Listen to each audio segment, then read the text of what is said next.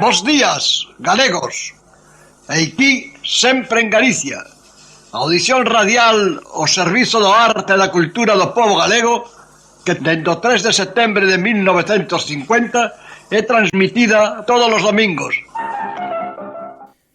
Que tal, amigos? Moi bons días, benvidos unha vez máis a Sempre en Galicia, este programa do Patronato da Cultura Galega que conta cos auspicios da Xunta de Galicia. Estamos neste domingo 9 de marzo, temos un tempo aquí en Montevideo, 20 grados, unha humedade de 60% con chubascos, e en Galicia, na capital Santiago de Compostela, a capital de Galicia, 12 grados, nublado a esta hora da mañán. Acompáñame Ana Lorenzo, que alivio, non? Ai, que alivio, por sorte baixou un pouco a temperatura porque eu xa non respiraba. A verdad que antes de ayer, sí, tremenda, terrible, sí. Hoxe está precioso. Precioso. Bueno, vamos a empezar sempre en Galicia.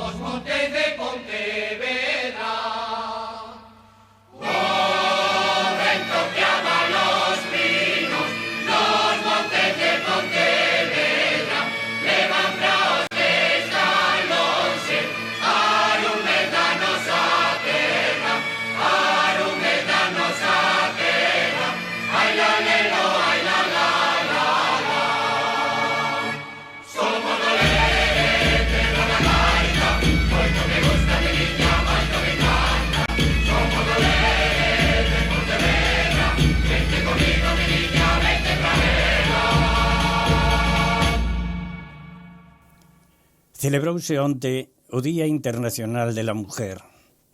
Dende o primeiro día da súa conmemoración, millóns de mulleres saíron á rúa ano tras ano. E así, elas, mulleres e as nenas, foron derribando barreiras, desmantelando estereotipos e fixando un rumbo de cá a un mundo máis xusto e igualitario. Este ano, reclamando nuestra voz máis alta, máis clara, máis fuerte.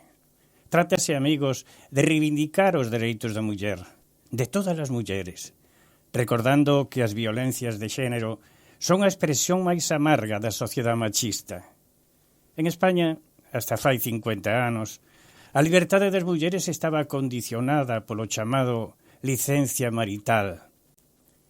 É dicir, con ela, a muller estaba sometida á tutela do marido e obligada a obedecerlle en todo. Por exemplo, tiña prohibido exercer a patria potestade aos seus fillos. Precisaba unha autorización para abrir unha conta bancaria, solicitar un pasaporte, viaxar sin permiso ou firmar unha escritura pública inda que fora a súa propia herencia. Foi preciso esperar a aprobación da Constitución de 1978 para apuntalar a igualdade xurídica entre homes e mulleres. Un alivio para a muller galega. Por iso, tamén as nosas mulleres galegas, ao berro de todas a unha, saíron ás rúas reclamando dereitos sociales e mellor distribuición da riqueza, da xusticia e da igualdade. As gandeiras, as mulleres do rural, as da labranza, as empregadas domésticas, saben moi ben que ningún o que costa ser muller na aldea galega. Sin embargo, a nosa muller é tan laboriosa como resolta, que non se arreda ningún traballo, e incluso cando o fogar parece apagarse, cando o marido perde toda a esperanza e se sinte vencido, aparece ese espírito forte que alenta ao marido, convertíndose na primeira para o sacrificio e a última para entregarse. E aquela muller que non era máis que unha esposa e unha nai cariñosa, axigántase na penuria, e non hai nada que ela non resolva. Por iso non hai nada máis triste, máis grande, máis sublime, máis heroico que unha viúda galega. Porque seca xa as vaguas, saca forzas para dominar a flaqueza do seu espírito e enfrentarse á adversidade, limpando o camiño para os seus fillos. Onte, amigos, foi o Día Internacional de la Mujer. Gústame repetir o mismo cada ano que pasa. Cando en Galicia vexades a un xoven que triunfa, nunca lle preguntedes quen é o pai. Buscade a huella da nai heroica e descubriredes con admiración todo o conseguido por unha muller. Non dudedes xamais, as mulleres galegas modestas, decididas e esforzadas foron as creadoras de casi toda a gloria de Galicia. E non queremos terminar este editorial de hoxe sin facer referencia a unha muller uruguaya especial, porque tamén onte cumpriuse un novo aniversario do nacemento de Juana de Ibarburú, a nosa Juana de América, e parécenos ben recordala por ser mito e lenda dos uruguayos, unha muller amiga de Lorca e de Miguel de Unamuno, unha muller de avanzada, que dou batalla contra o hegemonicismo masculino. Era partidaria do divorcio e do voto feminino e tamén da libre expresión. Tamén por ela corría sangre galega. Como canta Ricardo Arjona, si las mujeres bajan los brazos, el cielo se cae.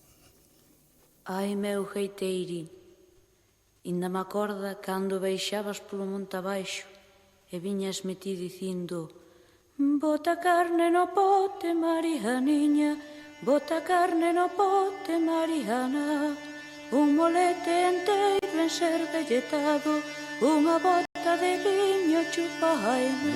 Muller fartura de loita, que che hei decir eu, mullere, se ti es como a terra nosa, e a terra como a ti e a terra como a ti ai la lelo, ai la la la.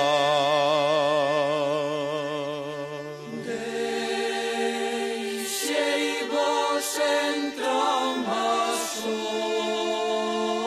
ollas, anque convosco eu quedei.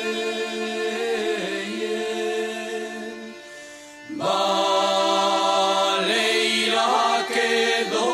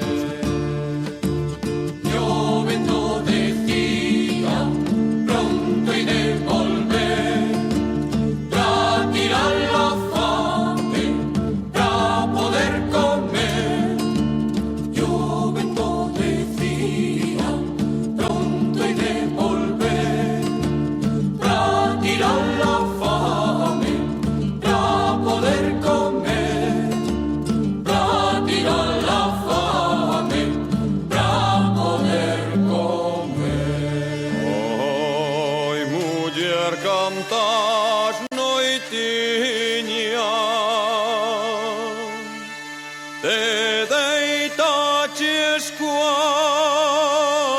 tristura e o vento frío traía as novas dos que marmulan,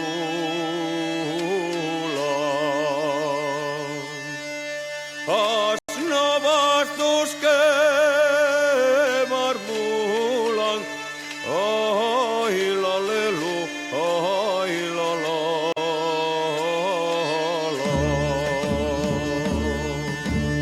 Y o vento decía, pronto he de volver, pra tirar la fame, pra poder comer. Y o vento decía, Ti és o milagre da terra, e a terra é un milagre teu. Mistura de mel e cerna, de fera e de anxo do ceo. pra poder comer. Pariches de pé ao fillo, como fan no monte as bestas. E hoxe que volto vencido, para que eu venza ti te deitas. E ao voltar, que chei decir? Maldito día e a hora en que vos deixei aquí para percurar vida fora. O inverno de emigración roubounos a primavera. Quen eu era xa non son, e ti non és a que eras. Xa poden os leiros dar colleitas ben abondosas, poden en Madrid falar con palabras ben fermosas, que nunca, nunca nos han pagar a nosa fame doutrora. Y o vento decía, pronto he de volver, pra tirar la fame, pra poder comer. Y o vento decía, pronto he de volver, pra tirar la fame, pra poder comer. Y o vento decía, pronto he de volver, pra tirar la fame, pra poder comer.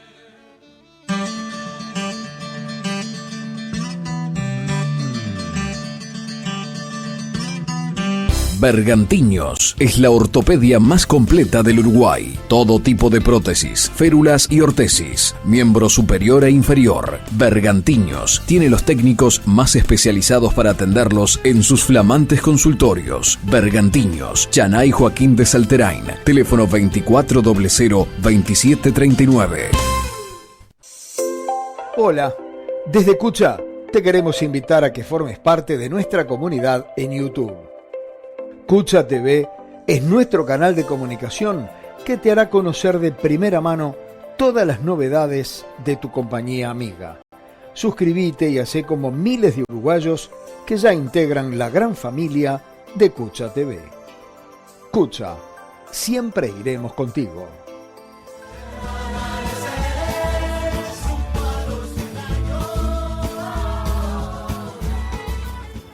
Amigos, son as 9:15 da mañán aquí en Montevideo, en Bos Aires, a 1:15 da tarde na Coruña, en Galicia. Vamos a falar coa autora dunha novela titulada O espírito das maceiras, porque sempre agardamos saber o que hai entre quen escribe unha novela e a súa vida. Dicía Ernesto Sábato que todo o que se escribe non é máis que unha propia biografía. Un árbol de Van Gogh é Van Gogh. O inferno de Dante é de Dante Alighieri. Escribir é unha maneira de despirse, de buscar capas lonxanas e oscuras da vida. O espírito das maceiras que hoxe temos nesta mesa de traballo é unha novela que reviva aqueles anos que sin televisión e sin móviles, na aldea, por suposto, neste caso chamada Morriña, unha aldea máxica, que era o punto inicial da vida duns nenos. Coa cougo, co amparo da súa avoa. Ali onde un grupiño de nenos texen as primeiras inquedanzas, as ilusións de reencontrarse con pais e con tíos, que de vez en cando se chegan ao fogar natal. Era esa casona aldeana, custodiada de alguna maneira por mamá Pilar, a abuela. Unha avoa que sabe por experiencia que a infancia é tamén buscar unha explicación ao futuro. Está con nós ao outro lado do teléfono Silvia Tasende, que é licenciada en xornalismo, experta en comunicación corporativa. Silvia, moi bons días dende Montevideo. Hola, moi bons días. Encantada de estar con vos. É a miña primeira vez en Montevideo, así que aínda que sexa polas ondas. Así que estou moi emocionada. Como nace o espírito? Moitísimas grazas. Como nace o espírito das maceiras, Silvia?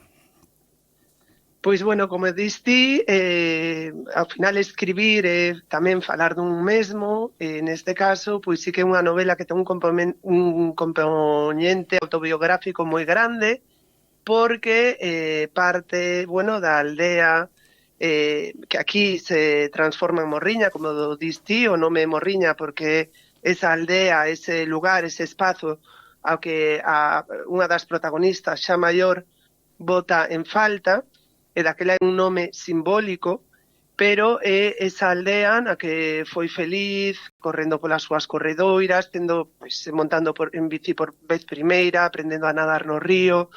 As vivenzas de moitos galegos e galegas dos anos 90, 80 e de aí para atrás.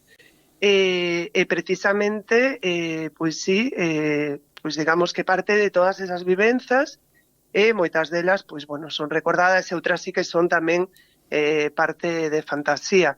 Pero sí quixen, pois, digamos, recuperar esa voz tenra, non, digamos, maltratada polo tempo, senón a voz duns rapaces que lembran as súas primeiras experiencias na aldea, que van a determinar as súas formas de ser, como diste, ao final da infancia.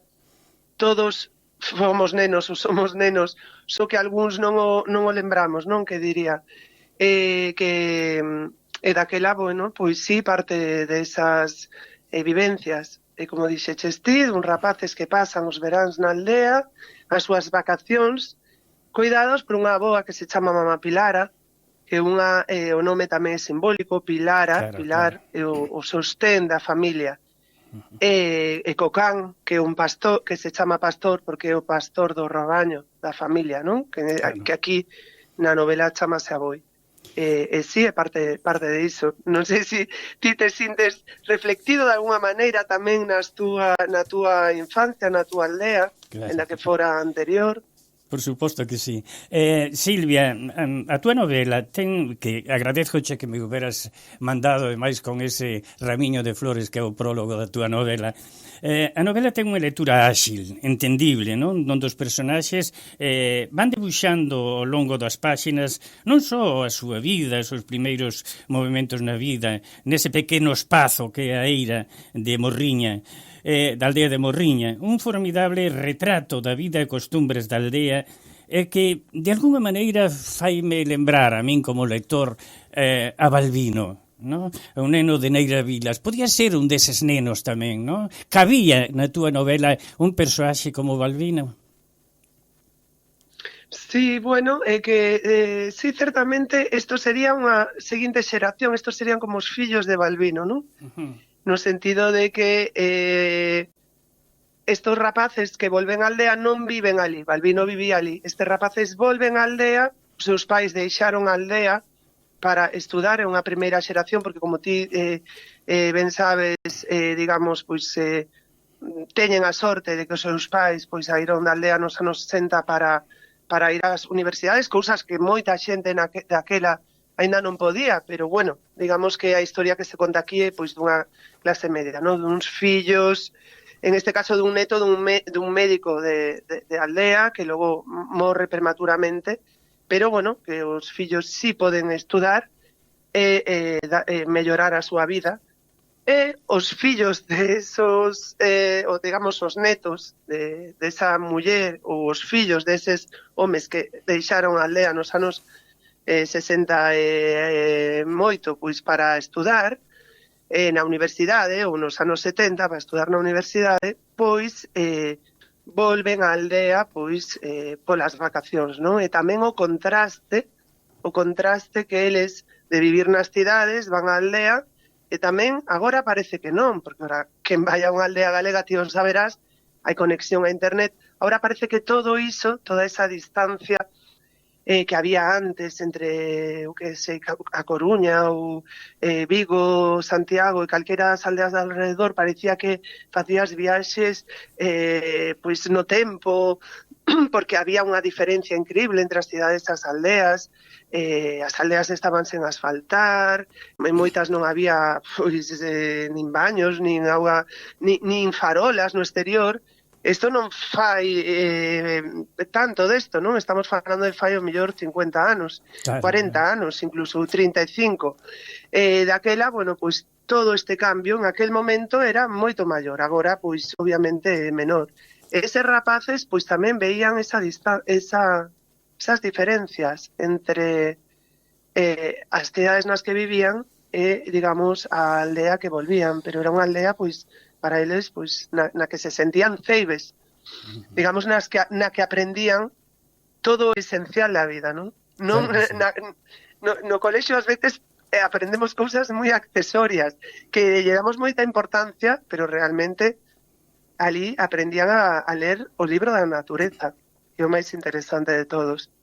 Non crees? Sí, Silvia, a miña intención foi que as miñas compañeiras que están aquí ao meu arredor leran tamén a novela O espírito das maceiras. E voulle pedir a Ana Lorenzo que me diga como sentiu o espírito das maceiras, Ana. Pois mira, eu a primeira palabra que me xorde logo de ler o libro foi tenrura, porque con tenrura é que se fai toda esta descripción, pero tamén salienta algúns valores fundamentais como son o da amizade, o a solidariedade entre os rapaces.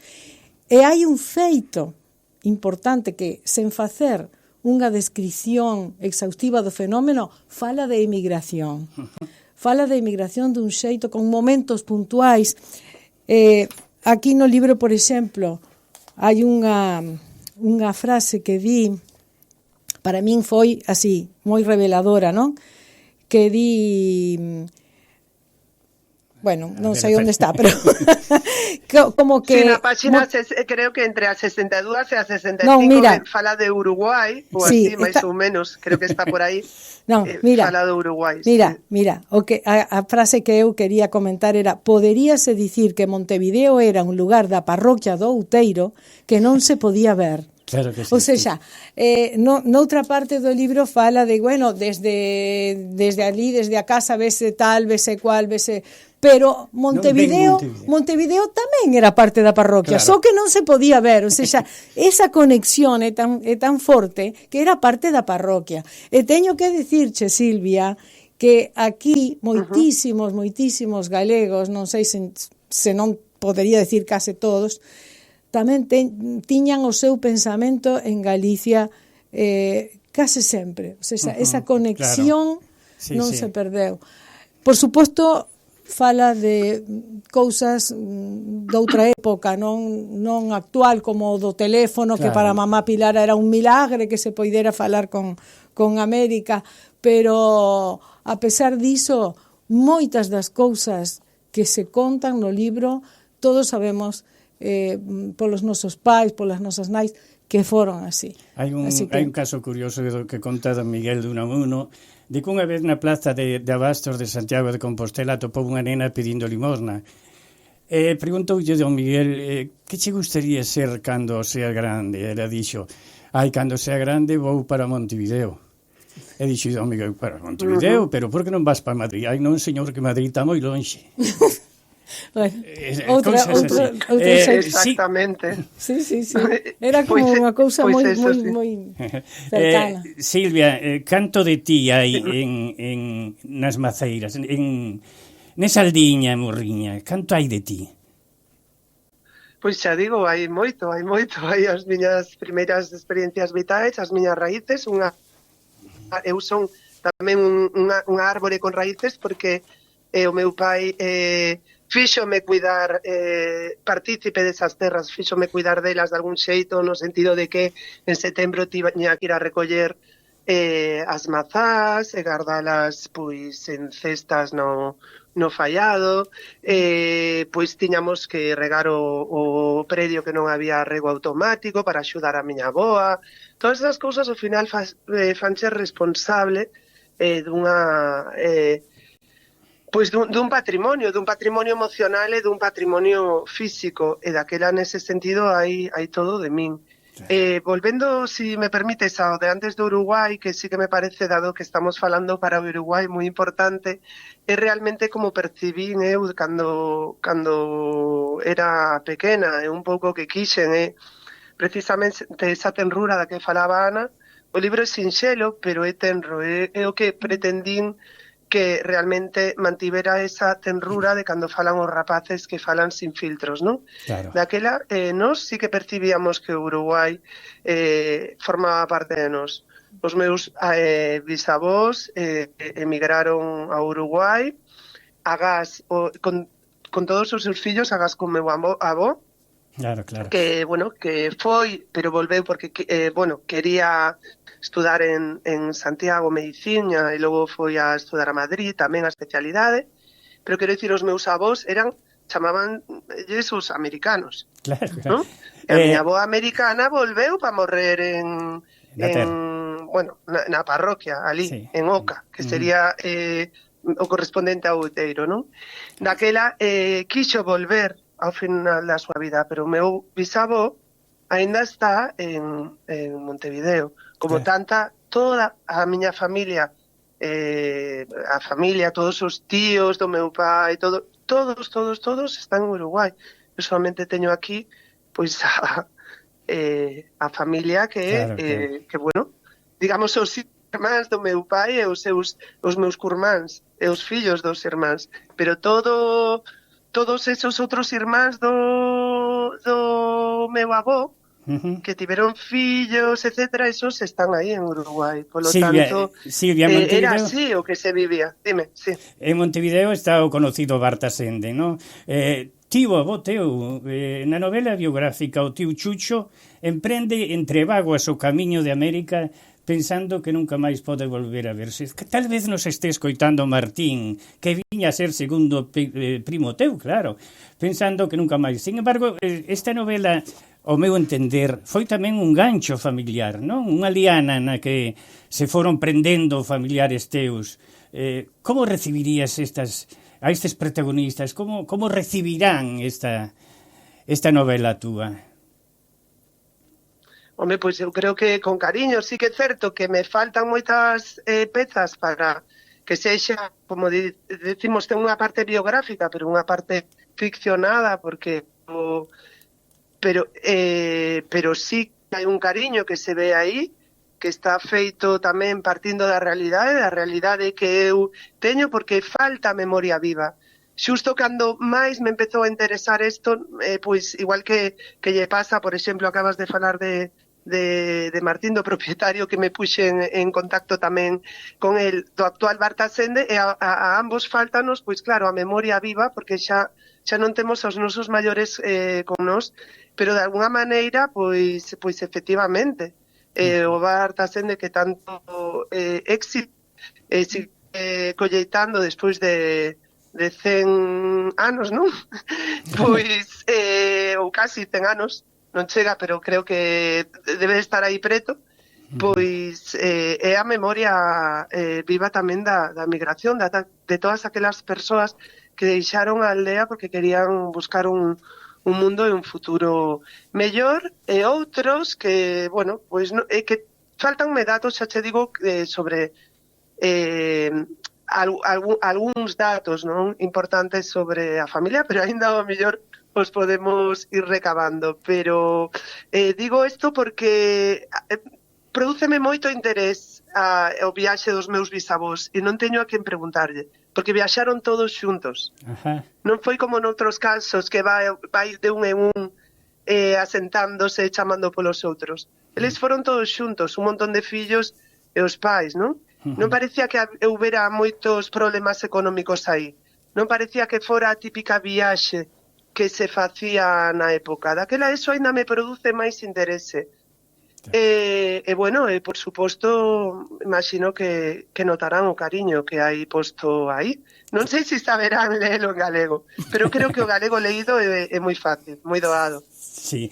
Silvia, o espírito da Maceira está pedindo unha segunda novela, non? Ti crees? Bueno, teño moitas cousas aí en... non sei se unha continuación do espírito das Maceiras, pero sí que a raíz deste libro... Este libro deume moitas ilusión, ¿no? Digamos que achegoume a moita xente. Nestas presentacións levo 6 presentacións, fai 2 escasos meses que saiu, levo 6 ou 7, xa creo que 7 presentacións, algunha tamén clube de lectura. E en estas presentacións venme xente a falar destas historias xorden outras, xente que se sinte representada, xente que coñecía a miña familia, xente que me está contando historias moi interesantes e que obviamente o que fan é como para a miña imaginación, non? Claro. Que a miña imaginación é moi impresionable. Silvia, vamos a decir os nosos... Dime. Vamos a decir aos nosos ouvintes, que son moitos por sorte, que o libro O Espírito das Maceiras estará no patronato durante algún tempo, por se algún dos nosos ouvintes, máis os socios do patronato, queren leelo aí no patronato, non? Non é para deixar ali, porque ten unha dedicatoria moi especial para min, e moi querida para min tamén. Silvia Tasende... Bueno, pero se ti me dis, se me dis a dirección do patronato, se tedes así unha sala de lectura ou eso, eu envío un exemplar encantada para que toda a miña familia uruguaya da que me sinto parte, pois que este interesada, pois o poda ler, o sea que non fai falla que deixes o teu. Ti mismo, esta semana, cando teña un minuto, pois fagocho chegar. Así que sin problema. Ana vai che dar a dirección. Sí, eu vouche escribir un mail e pasoche a dirección do patronato, entón moitísimas grazas, vai ser moi valorado na nosa biblioteca. Vai ser un gustazo tamén ler aquí no patronato o Espírito das Maceiras. Silvia, foi un placer unha vez máis a falar contigo, estamos en contacto para calquer cousa e sigo con moita atención como se está recibindo na sociedade galega, sobre todo na sociedade bergantiñana, o espírito das Maceiras. Moitísima sorte con el, Silvia, e bueno, un bico grande desde Montevideo, Vale, un bico para todos vos tamén. Déixame dicirche, déixame adiantar por esta primeira viaxe. Déixame dicir tamén enviarche un biquiño para a túa nai, por suposto. Gracias, Silvia. Para ela vai. Ademais nos está escoitando, así que seguramente que xa o recibe ela personalmente. Sí, porque recordo con moitas grazas a todos. Recordo con moito cariño. Silvia, gracias, gracias. Vale. Chao. Bueno.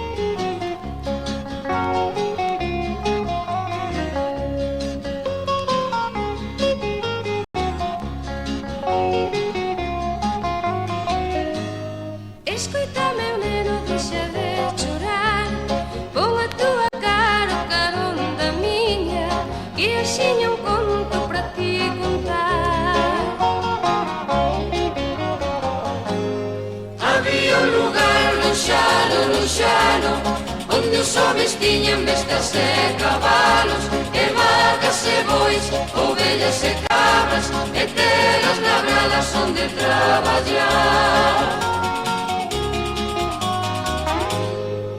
E tiñan un río de augas moi claras, que movía o muiño pra moer o gran. E tiñan un río de augas moi claras, que movía o muiño pra moer o gran. Escoítame, neno, agora non durmas, que o berce está frío pra teu deitar. Escoita este conto que vai rematar. En aquel lugar lonxano, un día de maio entre a carballeira, sonou un cantar.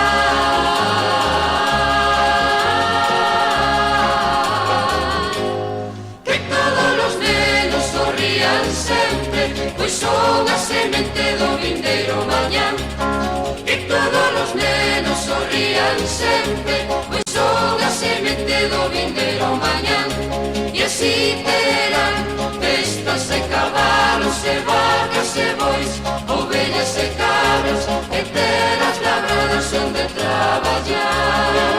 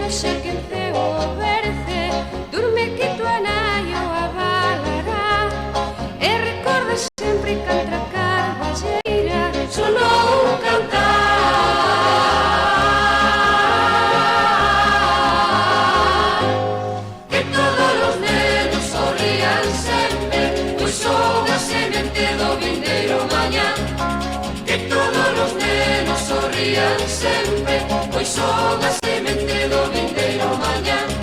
E así terán bestas e cabalos e vacas e bois, ovellas e cabras e terras labradas onde traballar.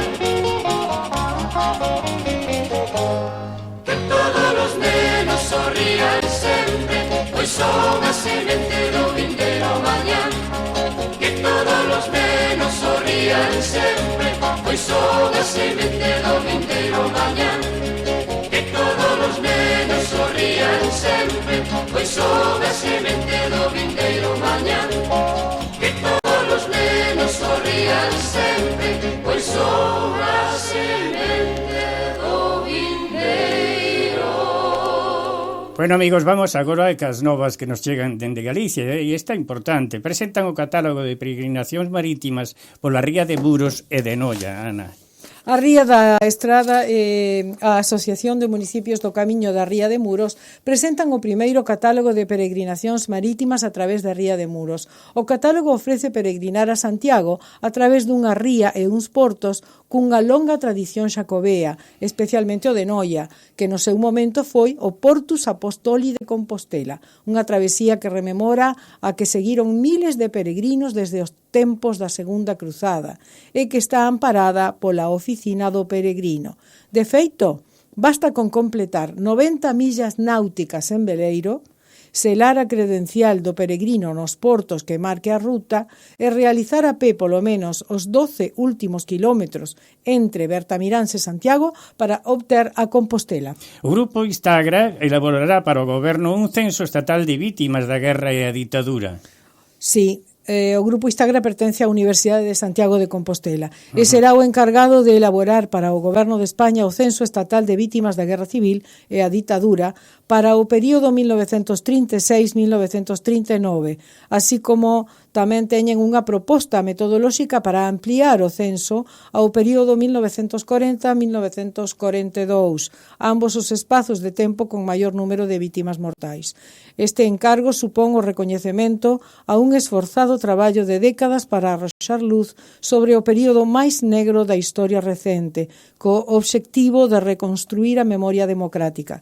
Cun horizonte temporal de 3 anos e un financiamento de case €500 millóns, os traballos do proxecto centraránse na investigación sobre vítimas con resultado de morte, excluindo os combatentes. Claro que sí. Uxía abre en Santiago a xira Será por Flores polo seu 40 anos de carreira. Como pasa o tempo, Pois sí, 40 anos se di fácil, pero a cantante galega Uxía celebrará os seus 40 anos de carreira musical cun concerto en Santiago de Compostela o vindeiro domingo 16 ás 20 horas no Auditorio de Galicia.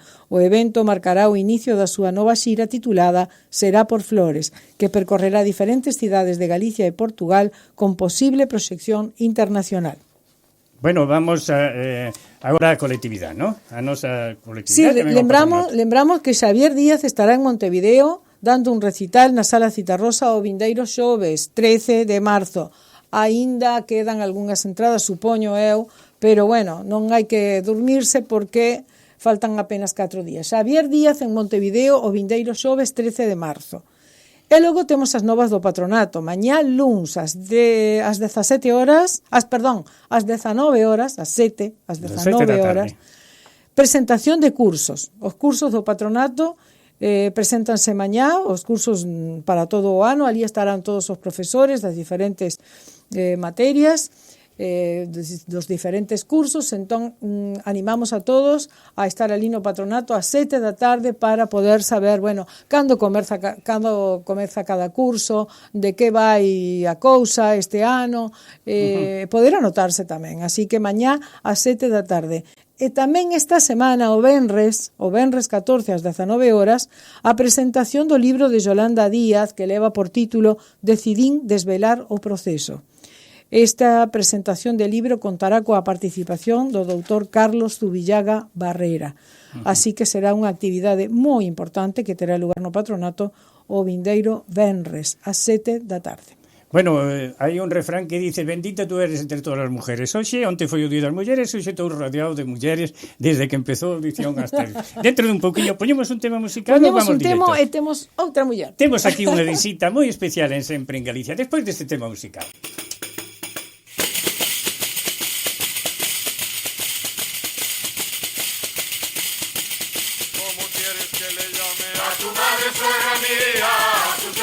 Cuñados, si tú no quieres ser mía. Ay, la, la, la, la, la, la, ay, la, la, la, la, la, la, la.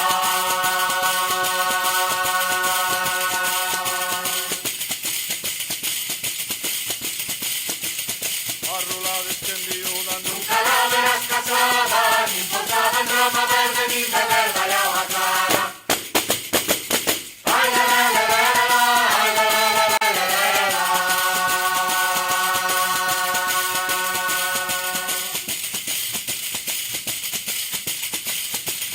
Baila Ricardo Juanena, déjale facer un sayo para andar túas ovellas. Ay, la, la, la, la, la, ay, la, la, la, la, la, la.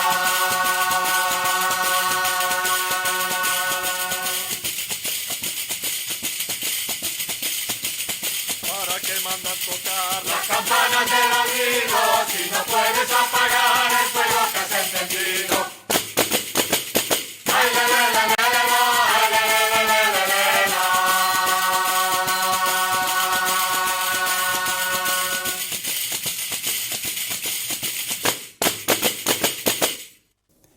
Bueno, como lles contaba, temos aquí a grata visita de Paula Sabajanes, nacida en Buenos Aires, licenciada en Ciencias da Información pola Universidade de Santiago, ten feito cursos de posgrado en Comunicación e Xénero na Universidade de Buenos Aires. Un gustazo terte aquí, Paula. Hola, bos días. Así en directo, O gusto é verdadeiramente enteiro meu, porque bueno, non vos imaginades a ilusión que me fai estar aquí, de verdade, neste programa tan histórico.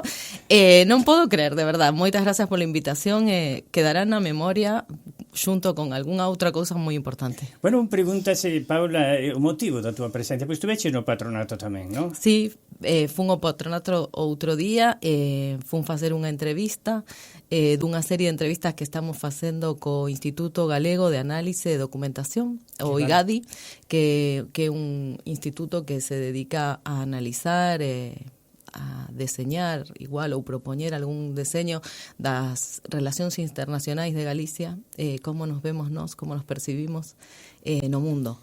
O mesmo do que falaba Silvia antes, pero de outro xeito, non? Mais preto da academia, pero basicamente é o mesmo, non? Como os galegos temos esta presenza no Fálame mundo. da Asociación de Mulleres Galegas na Diáspora. Pois sí, mira, eu ademais de todo o que dixeches antes do meu currículum, son xornalista galega, e son feminista, porque entendo que o dereito das mulleres ten que estar dentro dos dereitos humanos. De momento non parecería que temos todos os dereitos protegidos. Entón, en Buenos Aires hai moitas institucións, como sabedes, como aquí no Uruguai, vinculadas á emigración galega.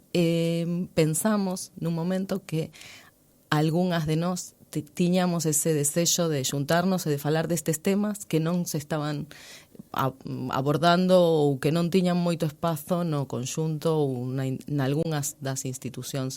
Entón creamos un conxunto que é un colectivo, chamámoslle nós, porque non ten esta institucionalidade que teñen o resto das institucións da colectividade, o colectivo Galegas na Diáspora, colectivo feminista Galegas na Diáspora. Xa antes da pandemia xuntámonos e fixemos moitas asambleas para coñecernos, porque somos un grupo moi diverso, a colectividade é moi grande, e as mulleres da colectividade somos moitas e moi diversas, entón para coñecernos e falar e ver de que xeito podemos entre nós facer cousas para acadar isto que te digo, que en principio no é da nosa colectividade, pero tamén no conxunto da sociedade argentina na que estamos incluídas, pero tamén na diáspora galega, que somos moitos os que estamos alrededor do mundo, podamos falar destes temas e facer cousas para estar mellor. Foron de alguna maneira as mulleres as guardiáns da nosa morriña, verdad? Pero tamén diron próceres a estes países. Sí, a idea precisamente é esa, é reivindicar o papel que a muller ten na historia, que se te fixas no conxunto do relato que hai sobre a historia galega ou sobre a historia da emigración, sempre parece que os próceres son pois varóns, non? Homes, grandes homes, pero hai moitas mulleres. Nós temos, por sorte, a excepción de Rosalía, que a nosa nai, non? Pero no conxunto do relato sobre a emigración e sobre a cultura, moitas veces pois hai ocos. Entón, a idea é ir enchendo e dar visibilidade ás mulleres e o seu traballo, que hai moitas e é moi importante. Mira, o martes que ven, con motivo do Día Internacional da Muller, o noso colectivo, en colaboración co Centro Galicia de Buenos Aires, que é un dos centros máis importantes ali na cidade, e que ten moita tradición e moito arrangambre na colectividade, imos facer unha homenaxe. A homenaxe a Maruja Mayo, que é unha pintora viveirense, que, estivo en Madrid, icónica, foi moi importante, rupturista no seu momento, é un artista moi importante. Entón, dar a coñecer a súa figura 100 anos despois de que ela vivise nun momento de opresión igual, pero elas tiñan unha agrupación das 100 sombreiro. ¿No? Tamén en eso mulleres como Maruxa Boga, Maruxa Villanueva, verdad? Entonces, claro. Esas mulleres que fixeron moito por Galicia dende o mundo da emigración. Pero ademais, estas mulleres foron as que enviaban máis remesas a Galicia, a familia das Galicia. Era a muller a que se encargaba de enviar as remesas ás familias dos que quedaban alá en Galicia. Mira, de momento non temos feito así como un estudo pormenorizado. Eu podería falarte, como fixo Silvia antes, da miña historia persoal. Claro. Eu podería falarte da miña abuela Dolores, que veu dende Pasarela, que é unha aldea de Vimianzo. Ela foi quen aquí en Bos Aires só de sacar as débedas, de quitar as débedas da súa familia en Galicia e logo facer a súa vida aquí, criar 2 fillas en condicións, digamos que sen moita axuda. O relato familiar é de ir ao porto e levar sacas con xerba, porque en Costa da Morte tomábase moito mate, roupa, comida do que podían, porque a situación aquí tampouco era o mellor. Entón eu podo dicirte que polo menos na miña casa, pois sí, a figura da muller é moi forte. Elemental, foi básica, forte, é o pilar, é a miña abuela tiña unha saúde, segundo se mire, moi forte, moi débil, tivo moitas enfermidades, pero ela era como un buxo, como a quen di. Paula, cúmplense 75 anos de Castelao, ¿no? Tamén 50 de sempre en Galicia. Como ves de festexalo? Hai ambiente en Bos Aires? Mira, é un tema que nos convoca este ano, especialmente, como te falaba antes, dende o IGADI, vimos que a celebración que se fixo a finais do ano pasado no Centro Galego de Bos Aires de recoñecer finalmente unha iniciativa que puxeran en marcha diversas entidades da emigración, entre as que está o Patronato da Cultura Galega aquí en Montevideo e outras institucións da colectividade en Buenos Aires xunto co Partido Galeguista, de recoñecer a Castelao como primeiro presidente de Galicia. Claro. E finalmente ese recoñecemento deuse, pero en canto miramos a foto deste recoñecemento que é moi valorado e que é a parte do que se pedía no Parlamento de Galicia, eu sentín a unha falta. Rostros feos, non? Non, feos non, todos son moi bonitos, son representantes dunha parte da sociedade, pero había un oco aí dos representantes das institucións que eu non vin. Ajá. Eu, como galega da diáspora, son galega, a mí ninguén pode dicirme que non son, pero eu nacín en Bos Aires. E a xente de Bos Aires e a xente de Montevideo non estaba representada ali. A min deume eso unha sensación un pouco rara, entón empezamos a preguntarnos que é o que pensa Galicia de nós? Porque nós somos Galicia tamén, pero como é que nós non estamos representados no discurso habitual da Galicia territorial, por chamarlo ya de algún xeito? Por que non estamos ali? Cal é o noso espazo? Que é o que pensa a Galicia territorial de nós? Porque individualmente sabemos, como estas historias que contaba Silvia antes, ou calquera das nosas familias, que hai moitísima xente que ten o amor pola diáspora, porque ten o amor da historia da súa propia familia e sabe perfectamente que non hai que contarlle o que é a diáspora, non? Pero hai moita xente que non. Entón, nese sentido, propuxémonos facer estas entrevistas que te digo durante... Bueno, despois a Xunta declarou o ano Castelao. Entón dixemos, pois mira que boa ocasión para dar a coñecer isto e falar con todas as institucións e preguntarlles por que quixeron facer esta petitorio de recoñecer a Castelao e que imos facer durante todo este ano que a Xunta declarou ano Castelao. Entón, esa é a base das entrevistas que queremos facer para dar voz a cada unha das institucións e cada un dos que irán participar nesta convocatoria. Algo desto que dis ten que ver con ese artículo que publicaches Onde queda a Galicia de ultramar? Justamente, ese é o primeiro artigo que publiquei con este sentimento, non? Que o que me motivou esa pregunta, porque eu vivín en Galicia moito tempo, 11 anos estive ali, estudiei ali, entón eu coñezo moi ben, eu ali síntome na miña casa realmente tamén. Eu non me sinto, non hai esa diferencia. Para min o mapa de Galicia é moi extenso. Porque chega casi a todo o mundo. Para min o mapa de Galicia é moi extenso, fora das fronteiras políticas do mapa. Para min o mapa de Galicia é moi extenso. Molinari dicía que en todos os lugares do mundo hai un galego que chora por outro, non? Pois sí, ese mirar o horizonte, non? Que dende Outes se ve Montevideo, ou se imagina, e dende Bos Aires ou dende a mesma Patagonia. Tamén eu falei algún día no programa, nos 3 programas que hai nun pequeniño pueblo que se chama Porto de San Julián, en Santa Cruz, en galego.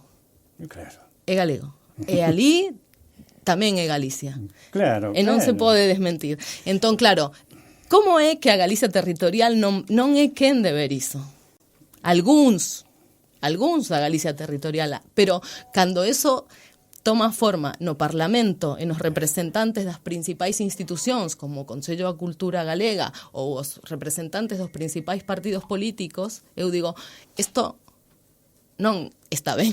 Esta xente ten que saber que si hai unhas institucións no outro lado do mundo que reivindican a súa participación na historia recente de Galicia, eles non poden deixar fora desta homenaxe ou deste recoñecemento os representantes desas persoas. Que logo te cheva a pregunta de quen representa estas persoas, pero ese é outro capítulo. Sí. Ese chamou a atención leendo a primeiras horas da mañán, ás 6 da mañán, acostumbro ler antes a prensa, antes de vir á radio.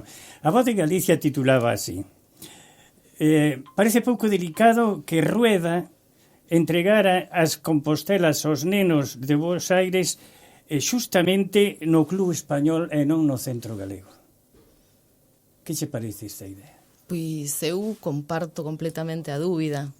Hoxe está de titular na Voz de Galicia iso. Chámame tamén a atención que a Voz de Galicia pregúntese iso, non? Sí. Pero benvida sexa a pregunta, porque eu creo que a partir das preguntas podemos andar un pouquiño máis, preguntando e falando entre nós, como conseguiremos pois de facer estes nós que temos. Que falaches co presidente do patronato? Pois outro día fixen unha visita preciosa, mostráronme a casa, que é unha casa maravillosa, Gustouche, ¿no? maravillosa, quedei totalmente abrallada con ese baúl que tedes aí, tallado en madeira, que parece un tesouro completamente descoñecido para mí en todo momento, e a casa é maravillosa, o salón de actos e a biblioteca, que dedes a posibilidade a xente dos socios, pero tamén a xente de Montevideo de achegarse á cultura galega, de poder estar ali e ler, e os cursos e todo, pareceme unha labor fantástica. Viaxas moito a Galicia? Pois non tanto como quixera. Como quixera. Non tanto como quixera. Quixera dividirte, non? Home, eu, se pudiese ser, pois viaxaría máis, pero bueno... Tes amistades, conservas amistades? Sí, teño moitas amistades, teño moita familia, diferente do caso de Silvia que falaba antes, a miña familia quedou repartida. Moitos dos meus primos e tíos aínda viven ali, a metade está aquí, aquí no Río da Plata, en Bos Aires. Entón, ao estudiar ali e traballar ali moitos anos, a verdade é que teño moitos amigos. Paula Sabajanes, un gustazo recibirte aquí, as portas están abertas para ti cando queiras vir aquí, ou ven a falar ou ven a botarnos unha man, porque todo sirve. Pois eu encantada, se fai falta xa sabedes. Todo sirve. Moitísimas gracias, que pases un bo día aquí. Moitas gracias a vos.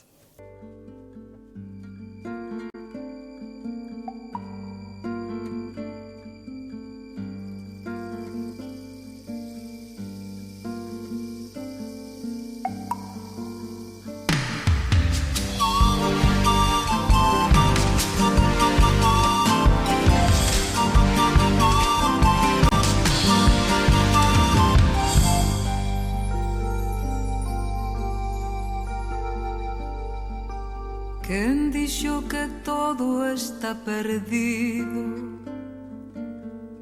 Eu veño ofrecer meu corazón, tanto sangue que levouse o río. Eu veño ofrecer meu corazón. Non será tan fácil, eu sei que pasa. Non será tan simple como pensaba, como abrir o peito e sacar aí alma, unha coitelada do amor. Lúa dos probes sempre aberta, eu veño ofrecer meu corazón como un documento inalterable. Eu veño ofrecer meu corazón e xunguirei as pontas dun mesmo lazo e ireime claro. Bueno, amigos, con Cristina Fernández, esta estupenda cantante galego-uruguaya, damos por terminada a resolución de hoxe. 75 anos de Castelao, da morte de Castelao. 75 anos de sempre en Galicia. E recordade que esta semana, mañá, luns, ás 7 da tarde, a presentación dos cursos no patronato, e o venres a presentación do libro de Yolanda Díaz, Decidín desvelar o proceso, coa participación importante do doutor Carlos Zubillaga Barrera. Foi todo por hoxe, hasta o domingo que ven, meu corazón.